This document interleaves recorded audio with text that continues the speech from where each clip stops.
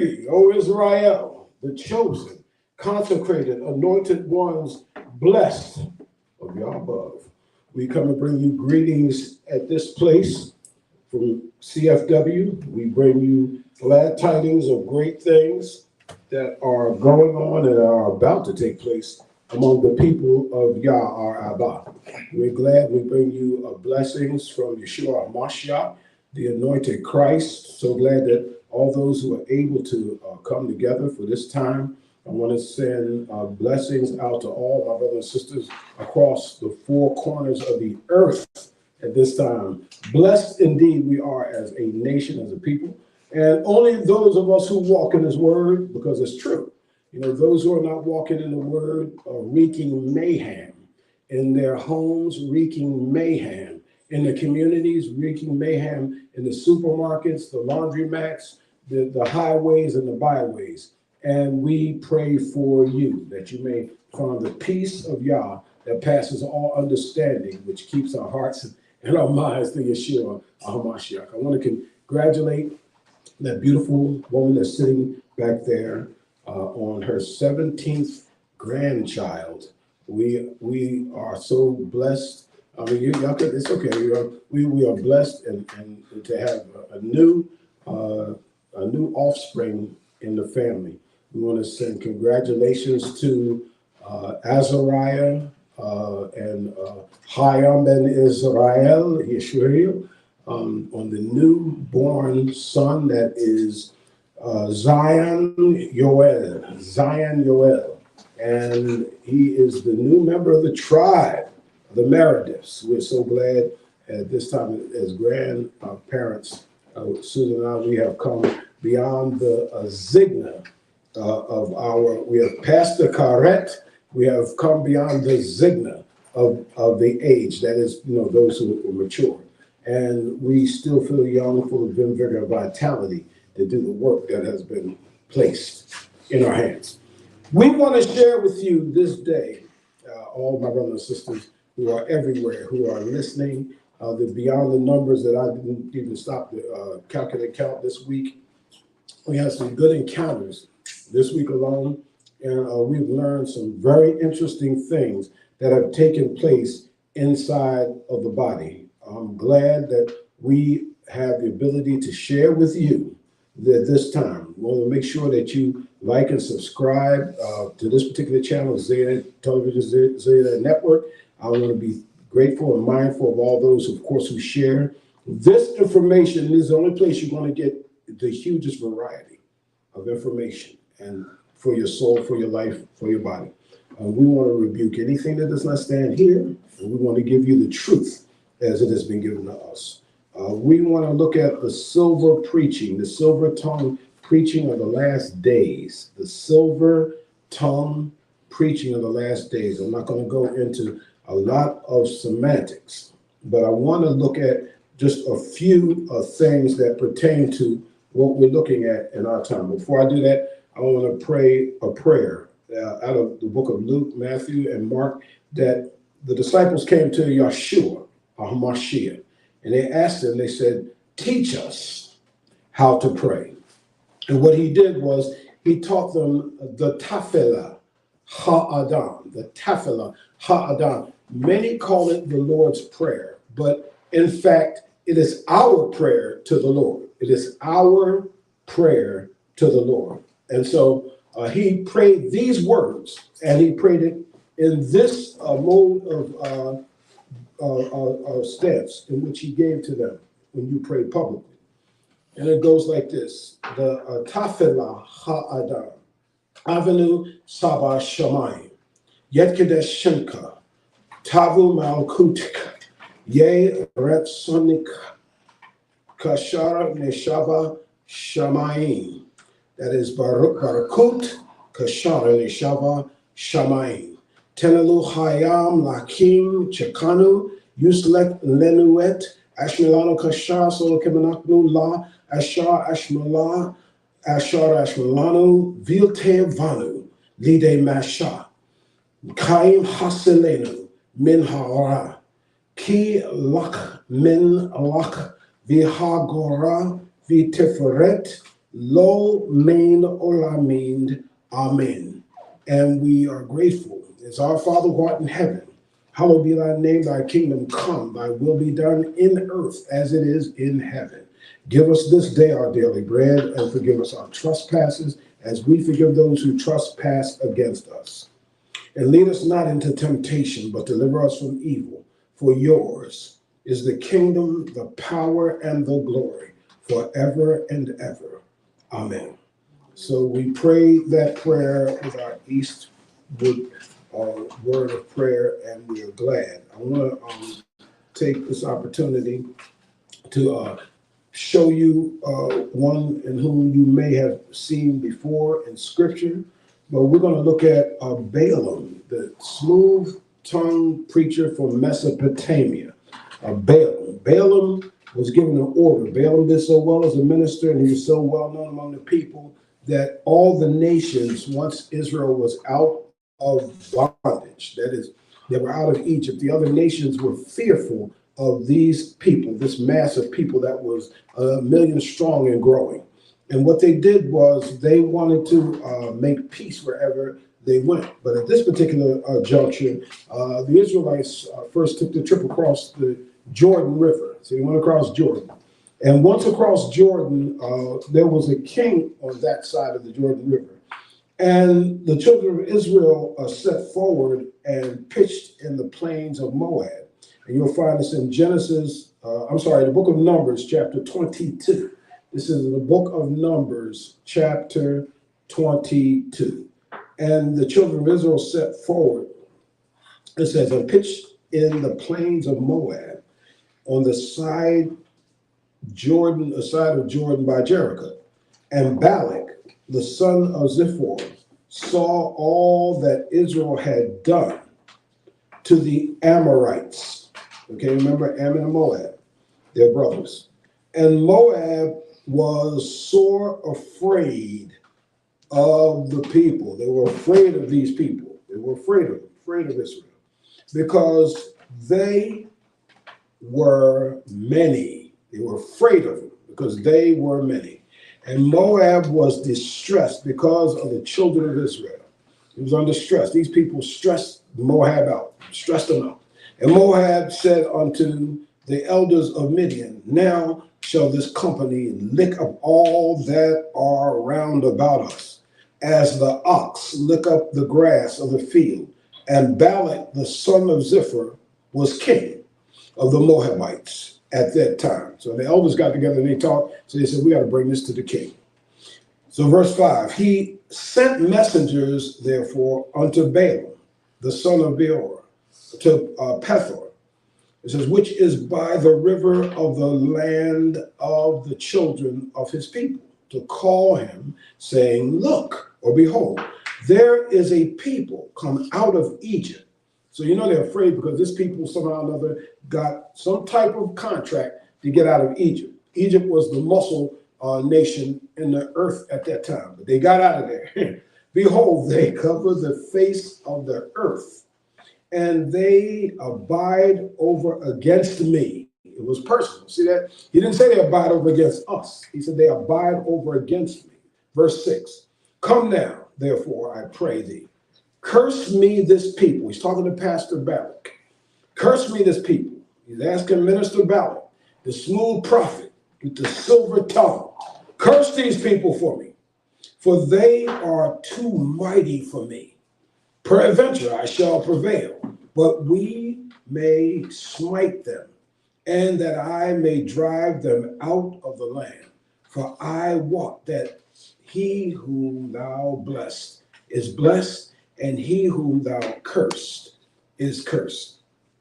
And the elders of Moab and the elders of Midian departed with the reward of divination in their hand. In other words, they had the cash in hand. It was cash and carry. And they came unto Balaam and spake unto him the words of Balak, the king. And he said unto them, lodge here this night, stay with me tonight, and I will bring you word again, as the Lord shall speak unto me. And the princes of Moab abode with Balaam. They stayed with him. They spent the night with him. Okay, so, and Yah came unto Balaam and said, what men are these with thee? Who are these things? And Balaam said unto Yah, Balak, the son of Zephyr, king of Moab, hath sent unto me, saying, look, or behold, there is a people come out of Egypt, which cover the face of the earth. Come now, curse me them. Peradventure, I shall be able to overcome them and drive them out. So Balaam was the minister that was paid to curse the people. And Balak was king. He was a Moabite. You remember Moab and Ammon. Moab and Ammon were the ancestral children of Lot and his daughters coming out of Sodom and Gomorrah. They were enemies to the chosen people who were slaves in Egypt. And Yah said unto Balaam, thou shalt not go with them. Thou shalt not curse the people. You should not go with them. You should not curse the people, for they are blessed. Now, these people were so jacked up that Balaam, in his smoothness, felt like, hey, I would only be doing what I do. I preach. But he's going to give me a little something extra to go into the pot. I'm going to get my bag. Yeah, I'm the man that they chose. I'm going to get the bag, and I'm going to do what I did. So this is what happened. Thou shalt not curse the people, for they are blessed. But Balaam couldn't see it. Verse 13. And Balaam rose up in the morning and said unto the princes of Balak, get you into your land, for the Lord refused to give us leave to go with you. He said, in other words, in layman's Greek term, God don't want me going with y'all. Verse 14. And the princes of Moab rose up, and they went unto Balak and said, Balaam refused to come with us.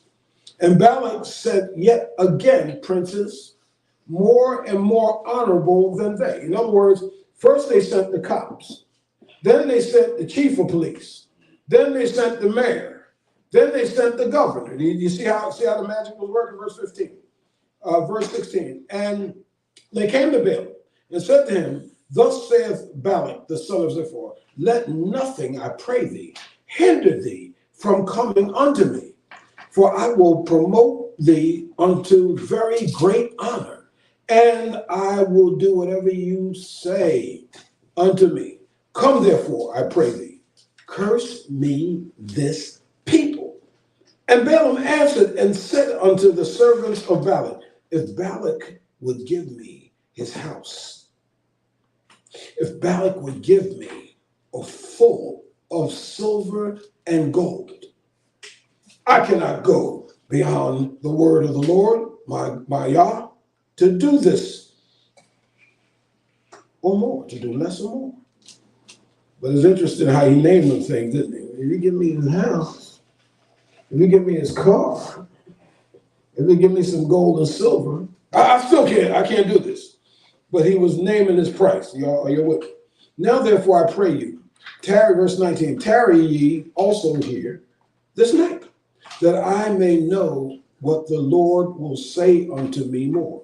And Yah came unto Balaam at night and said unto him, if the men come to call thee, rise up and go with them. But yet the word which I shall say unto you, that shall thou do. And Balaam rose up in the morning and saddled his ass and went with the princes of Moab. And Yah's anger was kindled because he went. And the angel of the Lord stood in the way of the adversary against him. Now he was riding upon his ass, and his two servants was with him. So he took two witnesses to go with him at this particular junction. Now what I want to do is, as we look at Balaam heading towards Balak to get the wealth and to get the treasure that he was seeking, the ass began to talk to him. And even the ass actually heard the angel. He saw the angel. And it's proof that even an ass can see an angel. So what happened was the ass told him, like, I've been with you. And he beat him 3 times. He kept beating him. And so the ass couldn't go through this open area. He beat him, but he couldn't go. But I want to look, before I skip ahead, I want to take a look at what Balaam did and what Balak did. But I want to show you the silver-tongued minister, the silver-tongued pastor, who instead of giving them the word that was already written, he wanted to start a whole new chapter of his own. But what you'll find that this particular writing is also covenant writing of doctrine that is happening in our churches today. I'm going to say it that way.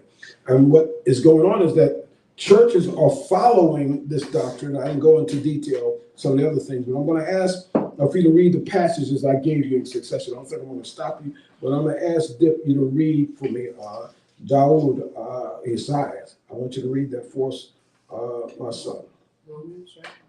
Yes, Romans chapter 14, verse 1 through 5. And we're going to see the correlation of a word ministered, okay? The silver tongue. Him that is weak in the faith receive ye, but not to doubtful disputations. For one believeth that he may eat all things, another who is weak eateth herbs. Let not him that eateth despise him that eateth not, and let not him which eateth not judge him that eateth, for Yah hath received him. Who art thou that judgest another man's servant? To his own master he standeth or falleth. He shall be holden up, for Yah is able to make him stand. Let me know when you get to 5. One man esteemeth one day above another, another esteemeth every day alike. Let every man be fully persuaded in his own mind. Okay, now, he said he had to speak with Yah in order to make this transition. I'm going to ask for someone. I asked in Jude chapter 1, verse 11, just that verse in Jude chapter 1 and verse 11, because we're going to look at the relationship. Many have said, okay, well, we can't judge this preacher. We can't judge him because, there was a lot offered to him. And even though he made some stipulations based on the offer, he thought it would be a good deal for him to, go right ahead and get some of the things that he kind of like needed, since this was a king who was well, supplied, and nothing would be missing for this minister if he were to get the bag. You understand? Enough. So that passage of Romans chapter 14 was given the same, well, you can't judge your brother. You can't judge him. Well, this was not so much about judging the brother. This is about the people who did not look like they were supposed to be blessed. But when the Almighty said out of his own mouth, whoa, these people are blessed. He said, all right, go ahead. Then when he saw Balaam was anxious to go, it angered him, because he had hoped that this Mesopotamian Jew will be, or Israelite will be more, this Hebrew will be more reluctant to go and to do such a thing. Are y'all understanding that? All right, okay, now, someone read for us, please, the passage of Jude chapter 1 and verse 11. Read it out for us. Who unto them? For they have gone in the way of Cain, and ran greedily after the era of Balaam. Right. So they've done what? Read that again.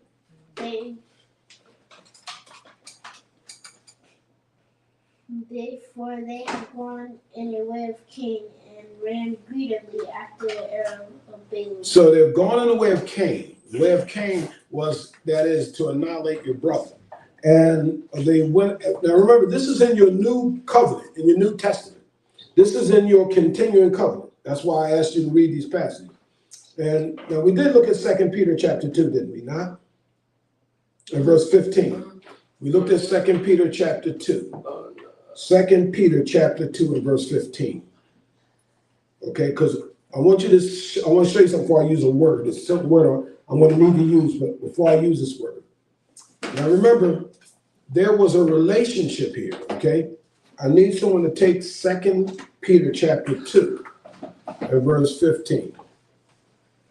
That's a lot of work, isn't it? So you got to correct here. Okay? Which have forsaken the right way and are gone astray, following the way of Balaam and the son of Bozor, Right. who loved the wages of unrighteousness. The wages, he's talking about money. He's talking about money. He's talking about wealth, things. He's talking about stuff.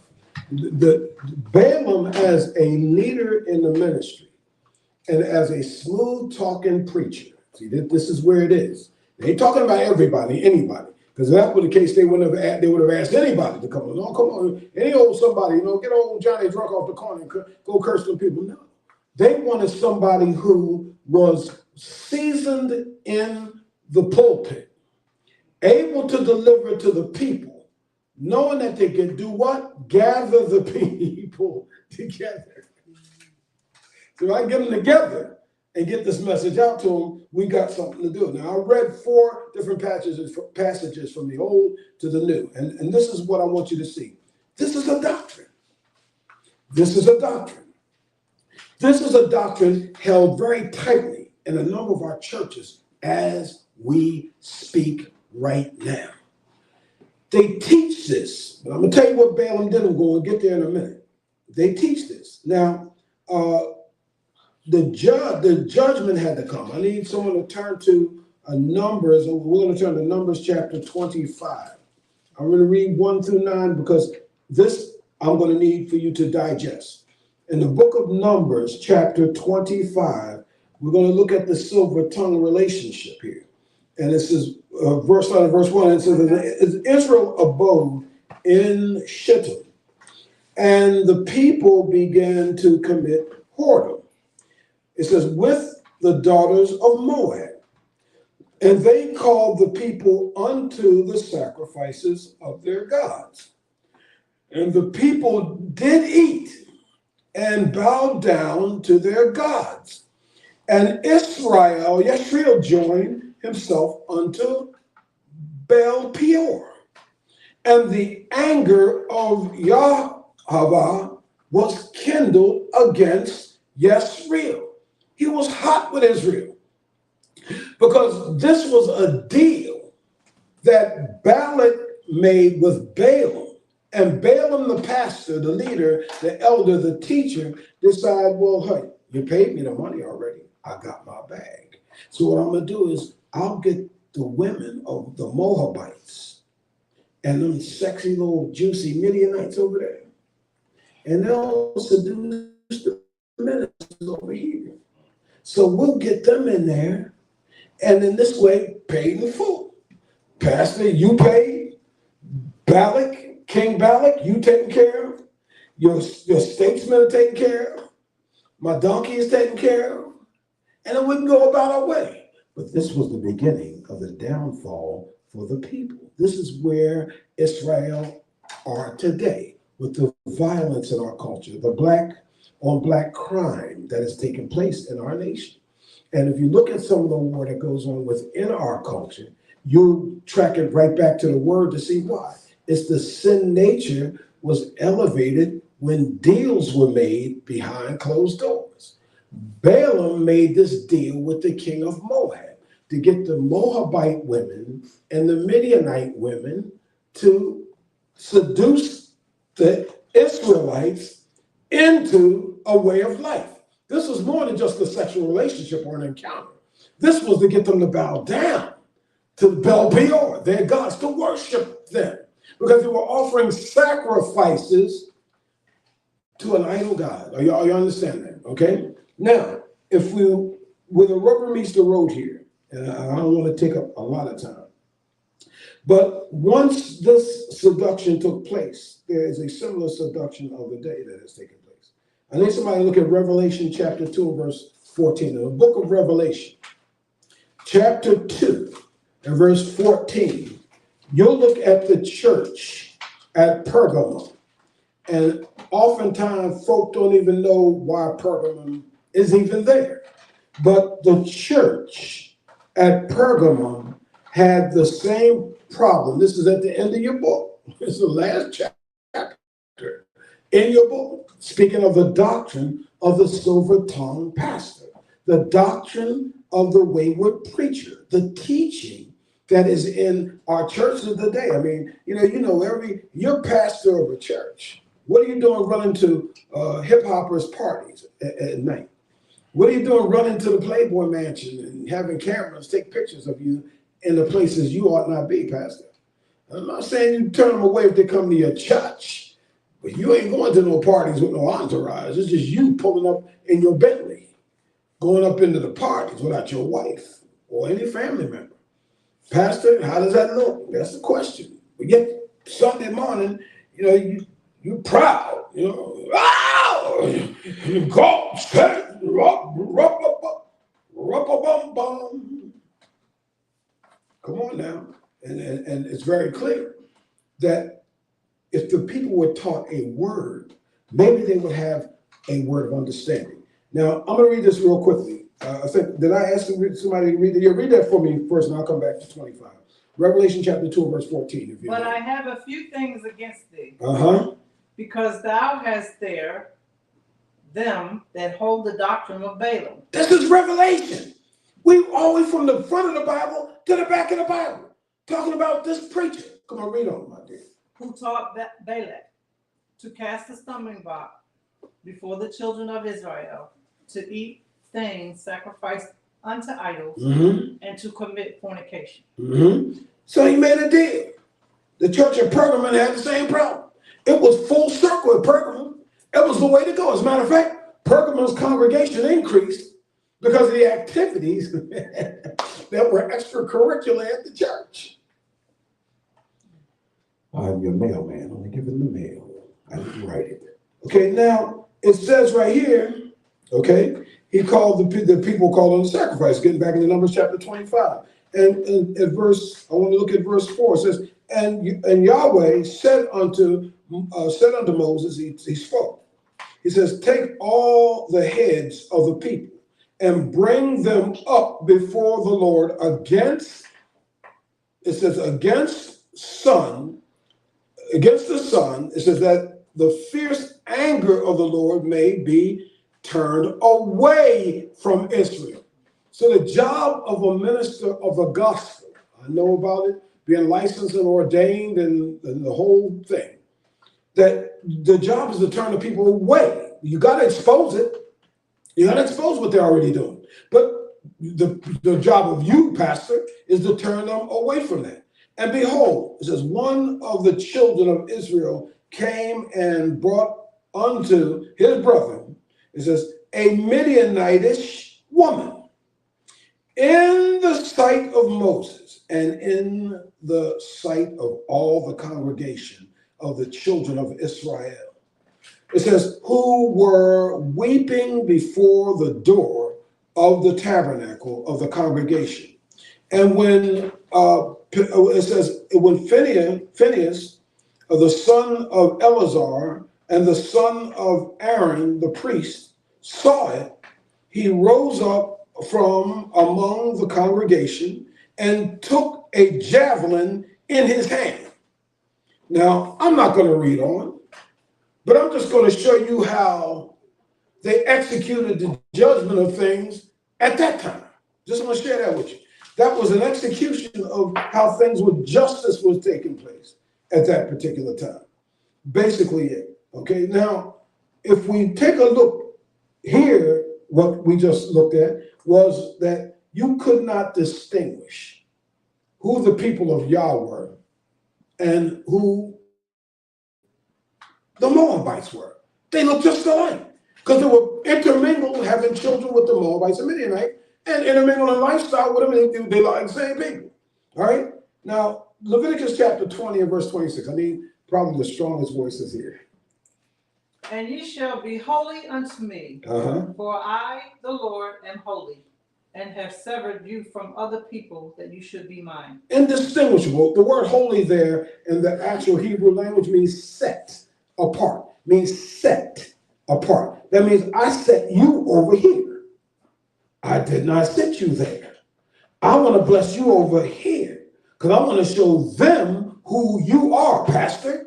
Not get your Bible and your scriptures ready to give some king what he wants. You're some balls. No, some balls. Whatever you say, balls. You know, be your own man with the truth. Basically, all right.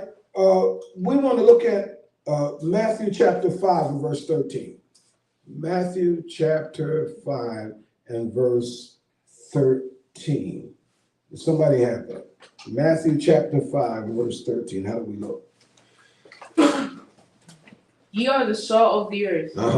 But if the salt have lost its savor, wherewith shall it be salted? You are the salt of the earth.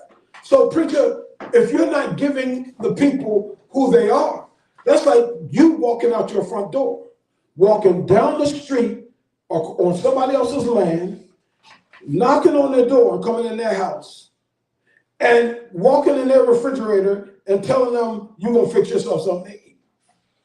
You don't know your neighbor like that. You do that in your house. Moab is not your house. Ammon is not your house. Midian is not your house.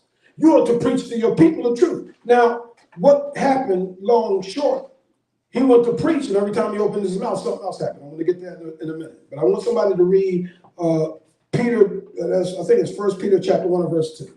1 Peter chapter 1, Josiah. You have it, 1 Peter chapter 1, King Josiah, and verse 2. I want to share something with you. It's important.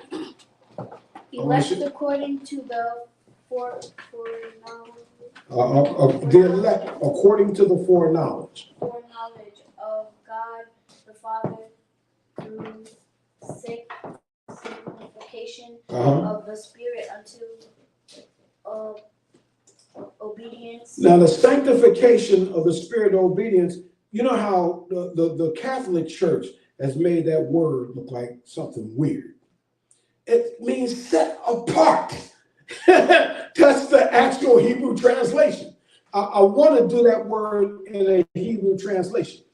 It means set apart. In other words, you've been set apart. What you're trying to work like the Moabites is not going to work for you. What's going to work for you is you being set where I have set you, pastor, where I have set you, preacher, where I have set you, teacher, where I have set you to give the people the word so that they can be the salt of the earth, so that they can be that salt of the earth. Indistinguishable, they're not, because the wheat and the tares look just alike. The wheat look like the tares, and the tares are like the wheat. One gets smacked and the other gets beat. If you take your phones and you Google on your phones, you know, when they started making tasers, go take a look and look at the people that they're tasing. That's all I'm going to say. Go straight down the list of the people that they're tasing with those tasers. And all you got to do is do what the man says. You know, sit down, get on your knees, stand up, get out your car, show your ID. What's the argument? You know, stand down, move over. You know, stand up, get up, speak gently to the man because you don't want to scare the man. Already, the scripture just told you they're afraid of you. That's what the scripture that says. Oh, Israel, they're afraid of you without a cause. But now that's a kingdom of men, a kingdom of leaders, a kingdom of power. But the pastor has to remind the people. That's his job. It's not the people's job. That is the one who's been called. Are you understanding it? This is the one who's been called. Are you understanding it? It's vitally important. Now, there's a simple kingdom that is being used among our kingdom. We call this a covert kingdom. And believe it or not, they also have given this kingdom a name, a sub-kingdom that is being taught that women can grace the pulpit, run congregations and all, which of course you know it's not in the commandments, and you know it's not in the law. You know that it's not in the continual covenant. It's not there. It's just not there written. You know that's true. We can say all the things we want to say, but we know it's not there. But what has happened is that you find women conquerors. You find there's women in every culture that has led a culture. Queens that have been called pharaohs who have run Egypt and all these things. And we know that ability and that skill and that talent is there. Wise women that have taken by leadership in Asian cultures that have brought peace among the people, straight across the board. Even in contemporary times, we've seen the power that has been used. But as a kingdom culture, something else has happened. You'll find that the most outspoken culture in the United States of America are the women. And in the culture of the women, you find that there's a lot of work that has been done in the movement, in the social movement of that kingdom. But that kingdom makes up 85% of the people of our culture. And that is out of 100. There's 85% or more that are single, or I should say 65% that are single, or single mothers and single households. That's in our culture. That's too big of a number. Now, there's a research company called CANT. And this is the largest database on global grant making. That is monies that they give as grant money to cultures. And the WRG, that's the Women's Rights Organization, have been granted. They said 422 million US dollars. That is for a budget operation. Now, I'm going to share this with you because I want you to pay attention to this. 0.42% of 2017 was the total of that amount of that budget that was exercised. Now, this was the aid for gender need, as a database. This is to the most outspoken people in politics, is the women. They're the ones that carry this political machine. I'm not preaching politics because, I don't have a political agenda. But I want you to understand where the movement, the women's social movement, is a kingdom. It is called a subgroup in our culture. The aid to gender equality is the word that is used for women's rights. The aid for gender equality. They exercise the 19th Amendment of the Constitution, which gives them a bowl over of the 14th Amendment, the First Amendment, and Fifth Amendment rights. You need to read those laws. You need to know them. If any copy of a pool, some of y'all over, y'all know that some of the stuff. It's very important to read this. Now, of all the money, they give $50 billion to this organization from 2013, and they use this money to distribute around the world. This is global cash. The monies that are given to 13.3% of the population, or 14% of the population, which African Americans call themselves so-called in America, 85% of them are the women in the culture, and 60-some-odd percent of them are single parents. They get less than 1% of that money. Where's the money going? $50 billion. They've taken of that money $65 million, or 65 million out of $500 million. That is where they cut it in half and gave $65 million to the United States of America for this money to go to these people. Now, the 14% of our culture uses $300 billion of consumer money. We actually took the gross domestic product in this culture. We take our money, we buy everything they sell in stores. I suggest to you to stop it. We buy anything they lay down, we run and buy it. If they sell a pet bottle cap, you'll be the first one in line in the freezing cold with a cot, a blanket, and a tent to get your pet bottle cap for $50. Something that you buy from the store for $1.25, $1.50, and take the cap off and draw a picture on it yourself. But you'll be the first to buy it. $300 billion is a lot of money, our people. I just want to let you know that's what we spent. You do your research and you'll find it. Out of the $50 billion that has been given focused to a group of people, this money has helped more people, and the women in Africa, than anywhere else in the world. They're taking the funds and using those funds for military defense. They're using a president who's a puppet president right now, and they're exercising all that cash everywhere else. And guess who ain't getting none of it? You whose attention is turned towards the man. You ain't getting it. I just want you to know they're ripping you off. So you have preachers, silver tongue, who stand up in a pulpit week after week And you know what they tell you?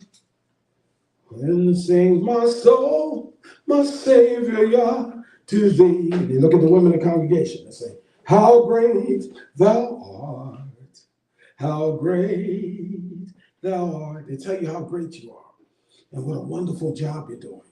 And you're a single parent inside of a home with a child and no husband. You are figuring out ways to how to gain more resources for this $50 billion group. And you're getting less than 1% of the funds. That's very sad. U.S. population of consumers of $300 billion in a gross domestic product.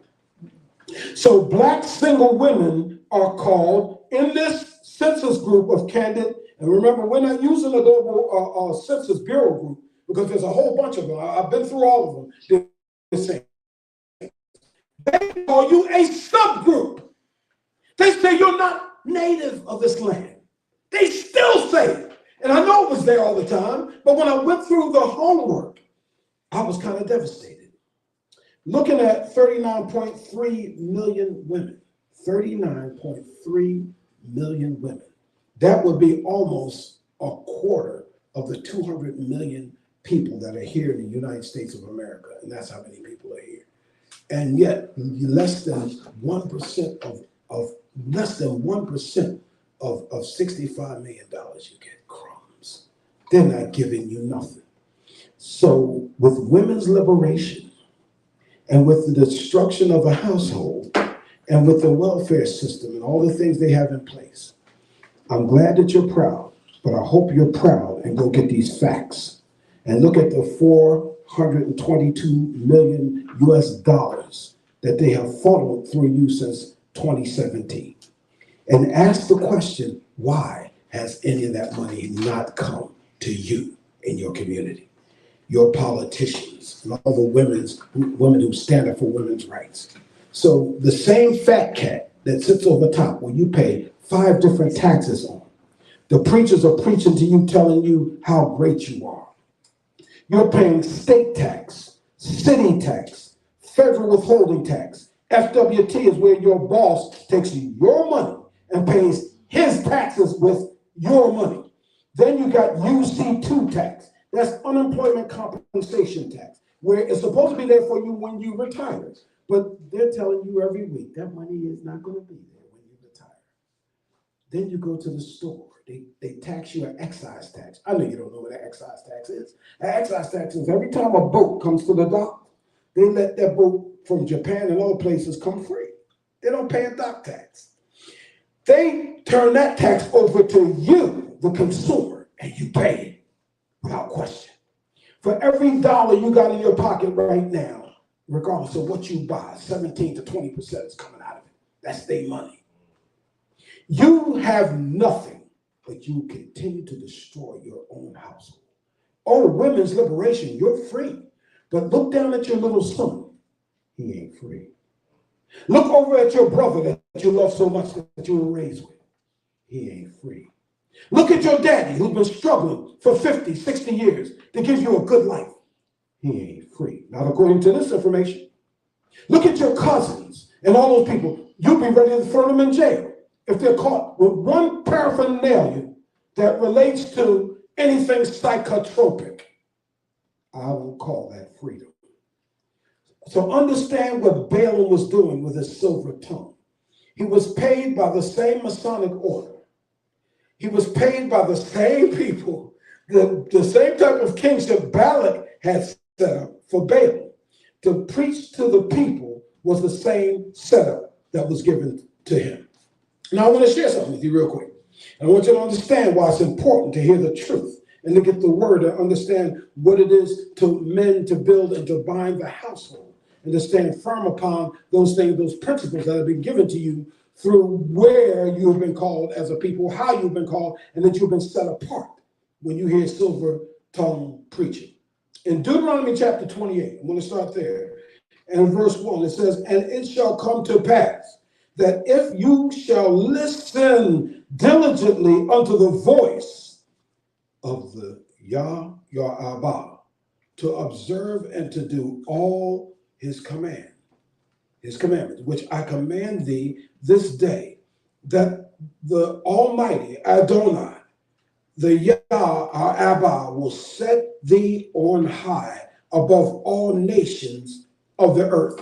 Do you see the quick turnaround? It's right here. It's in his word. It's right here in his word. This is what a preacher ought to be preaching to his people from his word.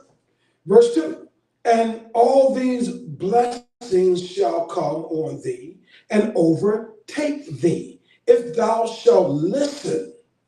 If thou shalt listen, if you listen unto the voice, O Balaam. Why'd you have to go and pray? It's right here in the word, Balaam. It's right here in the word. All you have to do is turn to it. It was already given to Moses. If you listen to the voice of Yah, your Abba, your father, blessed shalt thou be in the city, and blessed shalt thou be in the field. Blessed shalt thou be the fruit of thy body, and the fruit of thy ground, and the fruit of thy cattle, and the increase of thy kind, and the flocks of thy sheep. Blessed shall be thy basket and thy store. You're going to be a blessing in the store. You're going to be a store. Blessed shalt thou be when thou come in, and blessed shalt thou be when thou goest out.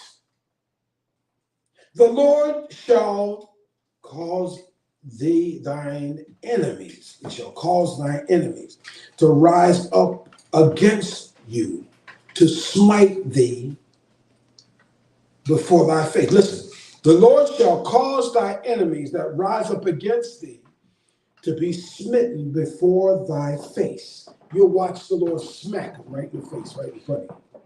That's what it says. The word smite means to smack. They shall come out against thee one way and flee before thee 7 ways. That word is a number of perfection. Zion is the Hebrew word of perfection or completion.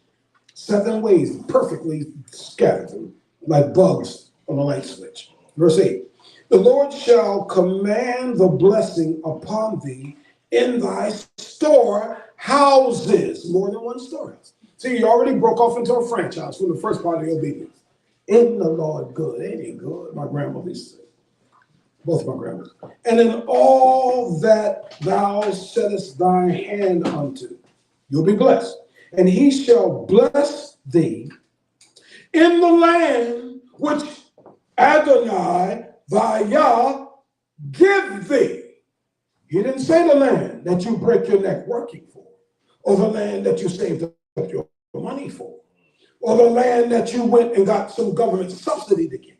He said the land that he gives you. Now, I'm not going to add nothing to that, and I ain't taking nothing from it, and nor will I hypothesize it, O Pastor Balaam. The Lord shall establish thee an holy people unto himself, or set apart for himself. He hath sworn unto thee, if you shall keep the commandments of Yah, your Abba, and walk in his ways, and all people of the earth shall see that thou art called by my name, saith the Lord Almighty, Yah. And they shall be afraid of thee. Are you getting this? Are you getting this? So they function in functionality. This is what they've done to us. Oh, these preachers, they get the heat to themselves with itchy ears. You got the 1-tier group, which are billionaires. You can count them all on one finger. It's a 1-tier group of billionaires. Then you have a group of multi, or what they call mega millionaires. Those are the 200,000 group. I did this math a long time ago. It's still, I went and checked it, it's still the same thing. You got a group that they're Hollywood actors, athletes, and a number of those people. They all make $250,000. Now, how is it that you're an independent contractor and all of y'all are making the same penny?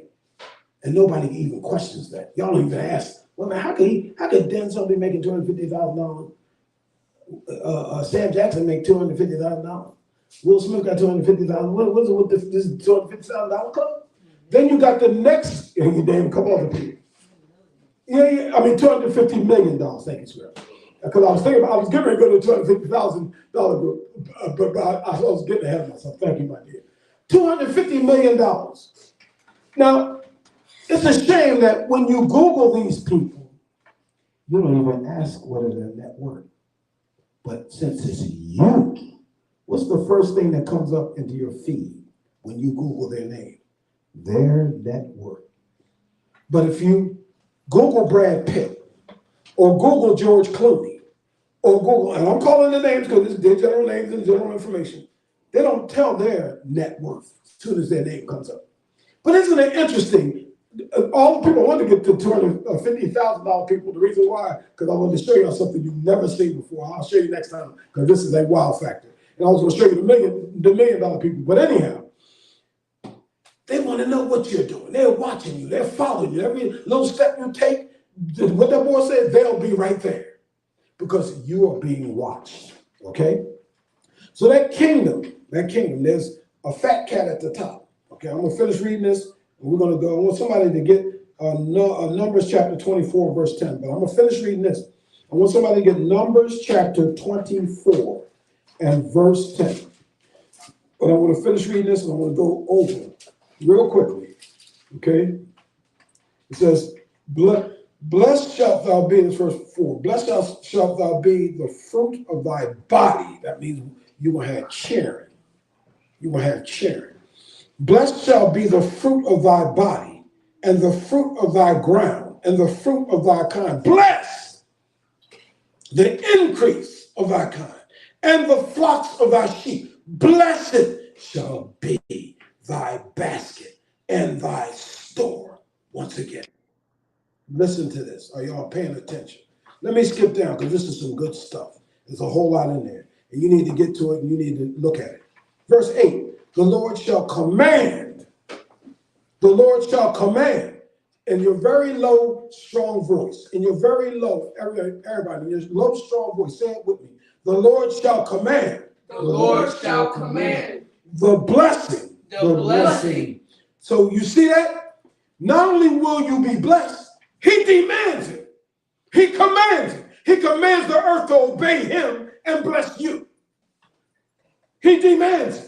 He commands it. He commands the earth. He demands the earth to bless you. He demands you to have what he commands and demands.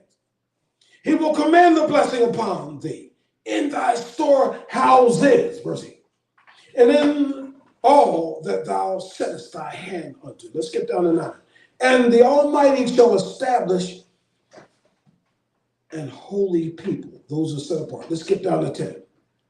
And all the people of the earth shall see that you are called by the name of the Almighty, and they shall be afraid of you. Wait a minute. They didn't tell you to preach, old slippery tongue preacher. Broadcast here, broadcast there, here cast, there cast, everywhere, cast. He didn't say you be blessed by what you say. Read it. He said, they will look at you and see. That's what it says. They will look at you and see. Now, I can get into your nice, smooth skin. Here you are, 100 years old, and you look like you're 50. How do you do that?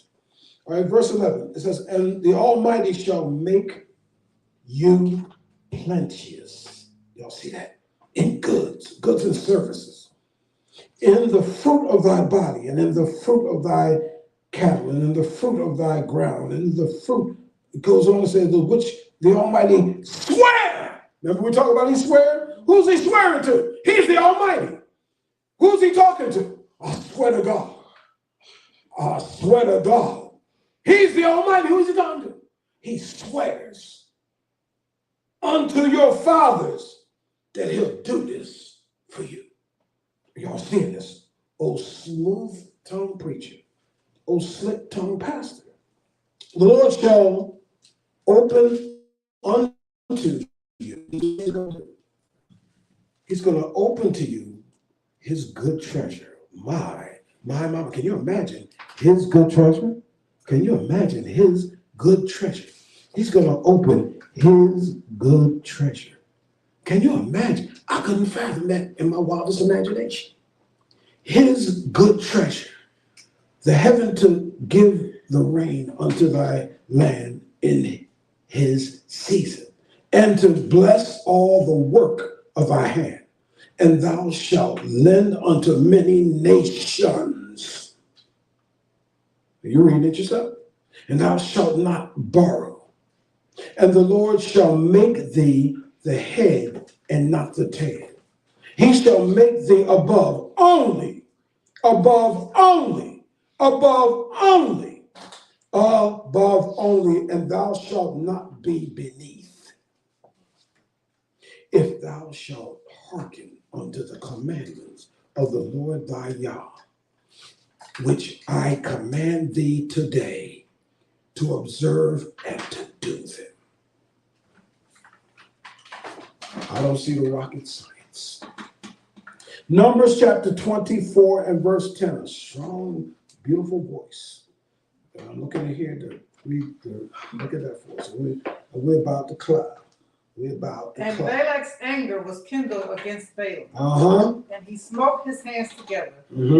And Balak said unto Balaam, I called thee to curse mine enemies, and behold, thou hast altogether blessed them these 3 times. I read that again, beautiful. And Balak's anger was kindled against Balaam, and he smote his hands together. And Balak said unto Balaam, I called thee to curse mine enemies, and behold, thou hast altogether blessed them these 3 times. 3 times he beat his ass. No, I'm talking about the mule, the donkey. 3 times he beat his donkey. 3 times Balak told Balaam, the king said, Balaam, curse these people. Look at them. They ain't no good. Look at them. They nasty. Look at them. All perverted, all in this. Look at them. They don't follow nothing. Look, they all messed up. Curse them. Hit them some money. He made it rain for Balaam. Curse him. And the Lord said, the Lord was angry. Because does he not know the people are messed up? He knows that. He knows they're jacked up, tricked up, tripped up. He knows that. That's why he chose them. So he can clean them up, fix them up, straighten them up. Are y'all understanding that? So understand this. The Lord told Balaam, okay, go ahead. Since you want to go, but he got up and he went. The Lord was upset because of his attitude for God. But he said, but Balaam, every time you open your, this is the Lord talking to him. Like you talk to your own child. Every time you open your mouth and you go to curse the people or bless, every time Balaam would open his mouth and say, you blessed and highly favored. You loved and blessed abundantly. You, the Lord is with thee, and with all thy doing, he'll increase thee. Are y'all understanding this? Has nothing to do with you doing anything. Has everything to do with him who chose you, other than obeying his commandments, looking at his law, looking at his word. Yeshua HaMashiach, Christ, all he did was use the word. Christ, all he did was spoke the word. Christ, all he did was preach the word. Christ, all he did was teach the word. He taught the commandments. He taught the law. He said, I didn't come. Remember we showed the half glass, half full? He said, I didn't come. Y'all remember that? Remember the illustration? The half full glass? That was the commandment, the law. He said, I didn't come to empty that glass out. He said, I came to fill it to the top. So what's in there is still in there. I didn't come to do away with the law or to do away with the prophets. No, I came to fulfill it. So he's the fulfillment of the prophecy. He's the fulfillment of the law. He's the completion of the law. He's the apogee. He's the high and lifted up one. He's the one that made it possible to lift you up, to lift you to higher heights, to better places. He said, this is what you'll get since you've been set apart, since you've been anointed, since you've been consecrated, since you've been lifted with the Ruach HaKodesh on the inside as a people, as a nation, as a call, as the abundance. To do what? To lift and praise his name. The name Judah means to lift and to praise his name. Judah means the praise of the Almighty. Judah is the chosen tribe. You can't be a Jew if you're not of the tribe of Judah. And all Israel are not Jews. They are all Israel. And all Hebrews are Hebrews. And you can only be a Hebrew if you were born in the Hebrew tribe of Yaakov, is Jacob. So understand that the others get the blessing by seeing you being blessed. So they're waiting for you. There's a passage in Romans, we're going to talk about it next week. It says, for the earnest expectation, this is the wow factor of the creature, waits for the manifestation of the sons of Yahweh. They're waiting. All of the earth is waiting for us to be manifested. The whole world is tired of us, Israel. They're waiting for us to be shown off, to be shown for who we are, to be shown for this call. And so I'm going to close out with a short prayer, and this is the blessed prayer.